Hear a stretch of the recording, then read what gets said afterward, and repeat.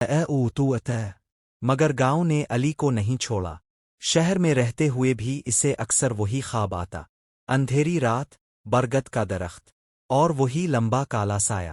ہر خواب کے آخر میں ایک آواز گونجتی، وس اے۔ علی پسینے میں بھیگ کر جاگ جاتا۔ کئی دنوں بعد اسے گاؤں سے فون آیا۔ وبوا کپ کپاتی آواز میں بولا، بیٹا، وہ سایہ پھر جاگ گیا ہے۔ اب صرف برد تمحدود نرا۔ علی کا دل دہل گیا۔ گاؤں میں دوبارہ قدم۔ جب علی وسراننا تو اے اولی جسنتا۔ دروازے دن میں بھی بند تھے، بخاموش، اور فضا میں عجیب سا بوجھ۔ برگد کے نیچے اب صرف ایک درخت نہیں تھا۔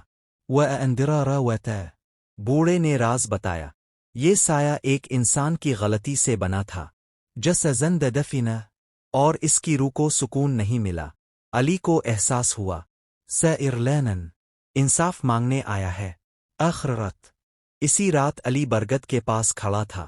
ولنا بندنو رآوز ختم ان وساء ضارن پہلے سے زیادہ قریب، زیدرا مر اسبار و حمل آورنتا۔ سائے کے اندر سے ایک مدھم سی انسانی آواز آئی، سچ کو باہر لاؤ۔ زمین کے نیچے سے ایک پرانا صندوق نکالا گیا، اس میں گاؤں کے ایک ظالم سردار کا راز تھا۔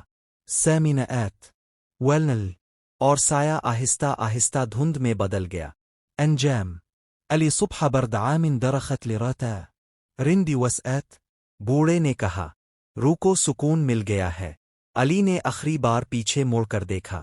اب وسائنتا مر تہ اگر پھر کبھی کسی نے سچ کو دفن کیا تو خوفنا سا واپس آ سکتا ہے۔